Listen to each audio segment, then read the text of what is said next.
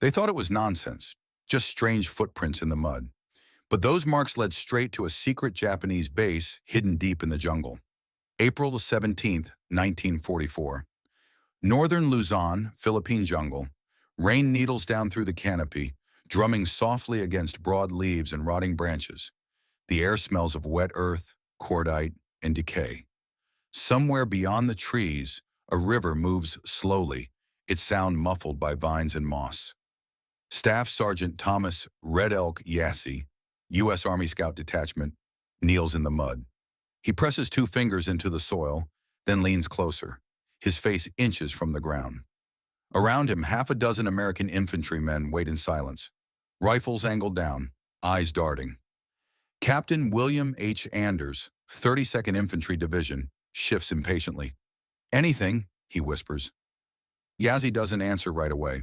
He studies the ground as if reading a page of text no one else can see. Then slowly he stands. "They came this way," he says quietly, "but not how you think." Anders frowns. "Tracks?" Yassey nods. "Footprints. Bare feet. Too clean. Too neat." A corporal stifles a chuckle. "Japanese barefoot patrols again?" Another soldier mutters. "They've been chasing ghosts for weeks, sir." Yassey ignores them. His eyes scan the jungle floor, where footprints appear and disappear beneath fallen leaves.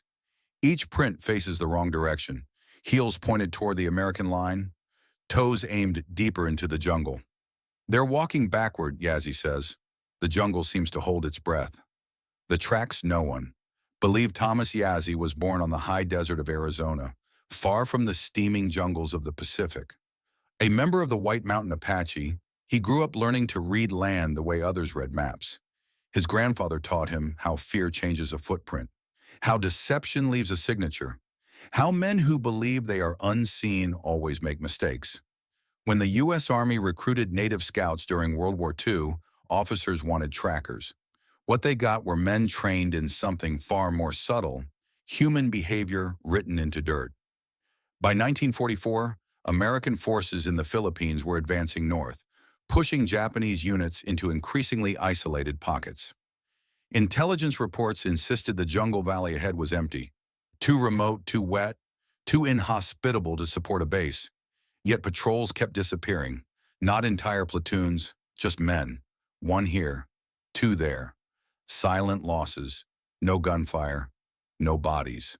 Command blamed heat exhaustion, malaria, navigation errors.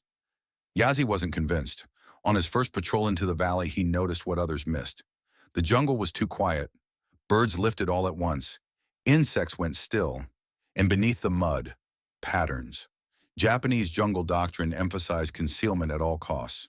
Troops were trained to erase tracks with branches, to walk in riverbeds, even to wear footwear that distorted prints. But Yassey had seen this trick before, used by Apache raiders generations earlier. Backward walking. A man steps heel first, then drags his toes back, leaving the illusion that he is moving away when he is advancing. To an untrained eye, it looks clumsy, obvious, almost foolish. That's why it works. When Yassey reported it, the reaction was predictable. "They're walking backward?" One lieutenant laughed. "Sir, that's not how war works," another officer said. Even Captain Anders hesitated. The division had been burned by rumors before. Imaginary fortresses, phantom battalions. The jungle played tricks on men. But Yassey didn't argue. He demonstrated. He walked 10 yards across a patch of wet soil, then stepped aside. "Which way did I go?" he asked. Every man pointed the wrong direction. Only then did the laughter stop. Still, higher command dismissed the idea of a hidden base. Recon flights showed nothing.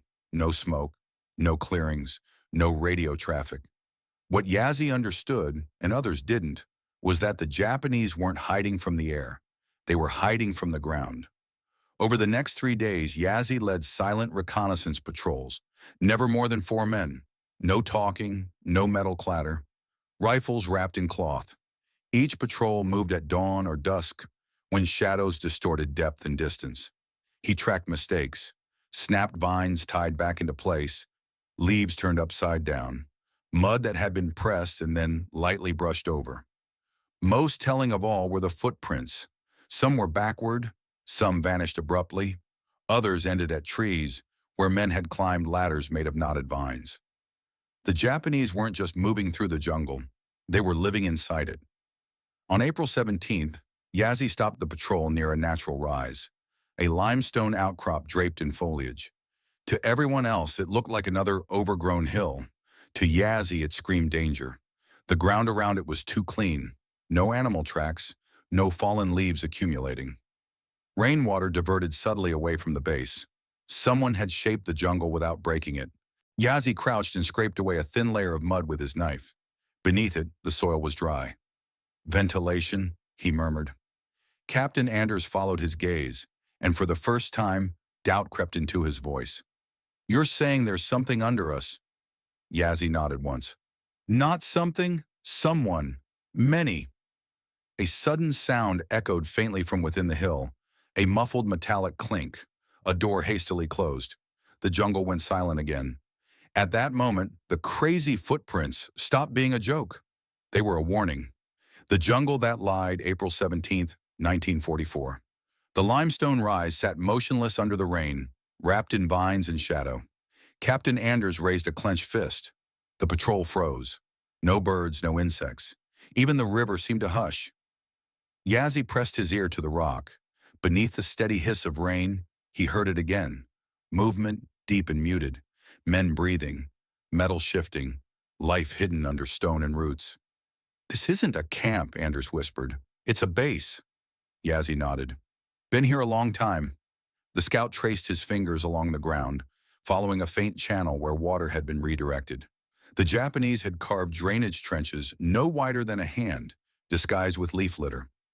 Smoke from cooking fires was vented through hollowed bamboo shafts that cooled it before it reached the canopy. Supply trails ran along creek beds, then doubled back, footprints erased or reversed. It was a masterwork of concealment and arrogance. They believed no one could read it. Anders signaled withdrawal. This wasn't a fight for rifles and grenades. It was a fight for truth. Within hours, Yazzie was standing before Division Intelligence, his mud-stained boots leaving tracks across the tent floor. Maps were unrolled, aerial photos pinned down with coffee mugs and shell casings. "They're not visible from the air," Yazzie said calmly. "They don't want to be. Everything important is underground." A major scoffed. "We've flown this valley 6 times. Nothing." Yazzie reached down and pressed his thumb into the dirt by the tent flap. "If you only look at the sky, you miss what men leave behind." Silence followed. Captain Anders backed him. So did the patrol's photographs. Close-up shots of backward footprints, disturbed soil, vine ladders lashed with fiber rope. Finally, reluctantly, command authorized a silent encirclement. No artillery, no preliminary bombing. If Yazzie was right, noise would only drive the enemy deeper into their tunnels. Before dawn on April 19th, 3 companies moved into position, spreading through the jungle like a tightening net. Mortar teams held fire. Machine guns were placed not to attack, but to seal exits Yazzie had identified by smell alone. Oil, sweat, cooked rice. As the sun rose, the jungle seemed unchanged.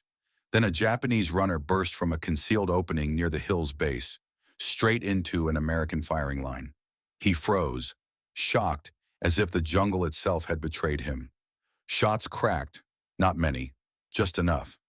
More figures emerged, some backward, confused, trying to retreat along paths that no longer existed. Others climbed trees, only to be dragged down by gunfire.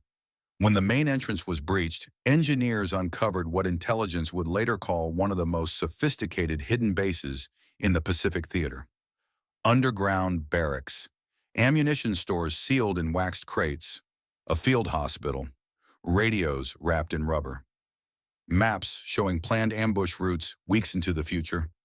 The base wasn't abandoned, it had been active. Japanese officers were captured alive, stunned that their deception, mocked even by some of their own men, had failed. One interrogator later recorded a bitter remark from a lieutenant. "We walked like ghosts. How did you see us?" No one answered.